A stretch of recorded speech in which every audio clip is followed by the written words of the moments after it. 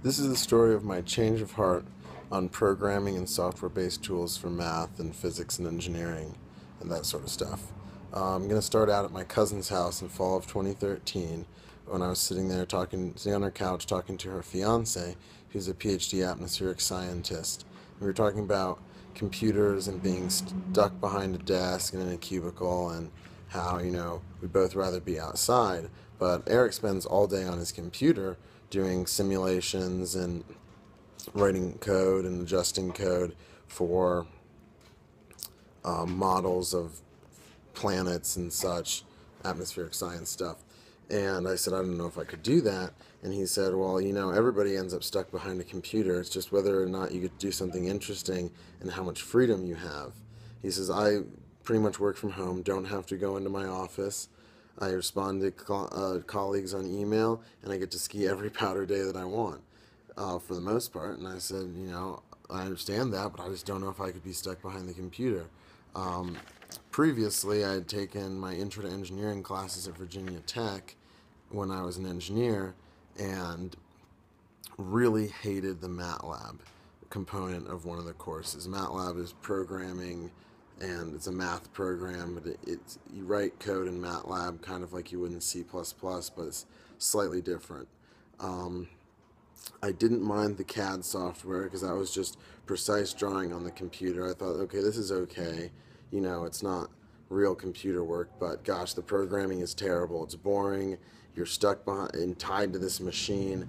Whatever I do, I need to end up getting a job where I minimize my exposure to the computer screen, basically. If I can bang out some CAD work and then spend the rest of the time overseeing production or, playing in a machine shop, that's what I wanted to do. But, don't make me code. And so I had written it off entirely. But I always thought about what Eric said and, thought, well, Eric's kind of a bigger nerd than me. Maybe he can just deal with being stuck behind the computer. And I spent a lot of 2013, 2014 searching for jobs and such and talking to other engineers, but searching for jobs that didn't make me sit behind a computer. And I talked to a Forest Service engineer who's a friend of mine, and anything, how long can I be in the field? Can I not be behind the computer? That was very important to me. But in spring of 2014, I found myself really pretty disenfranchised with engineering and not liking what engineering jobs actually end up doing, which is a lot of detail work, like quality control, that kind of stuff. And I thought I'd just be bored out of my mind.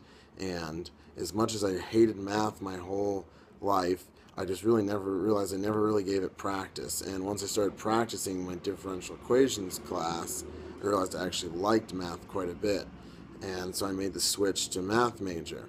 And I thought, okay, now I'm kind of stuck. I'm either going to teach or be on a computer. And so I thought, okay, I'm definitely going to teach, not going to be on this computer. And fall of 2014, I'm in an analysis course, a math modeling course that doesn't use computers at all, and another math major course. And none of the courses made me use my computer, and I was just completely stoked. Thought, this is awesome. I just hit the library all the time, put some music in, and did math for hours on end, and then left. Never had to screw with files, never had to write any code, and, it was great.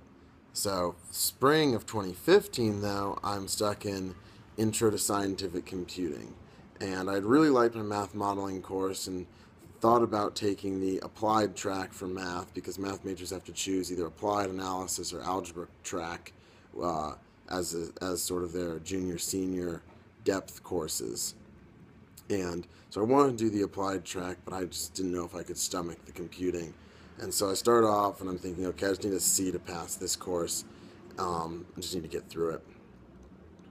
So I'm doing MATLAB, and I'm also in a world music course, and that required me to spend a lot of time on the computer as well. So I end up in the library on the computer a lot, and programming. Sounds like my worst nightmare.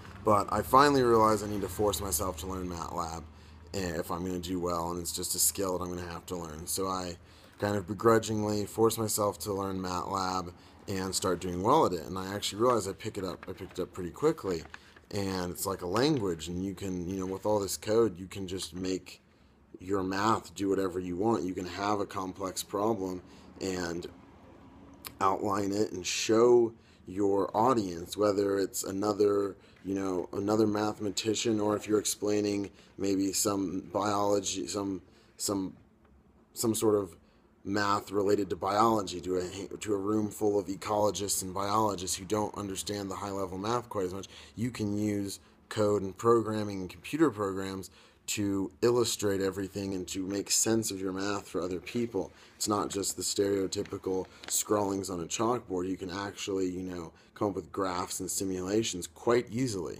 And at this point I started to realize, wow, this is pretty cool stuff. And I really just like math itself, I'd never given it any practice and never really wanted to do it.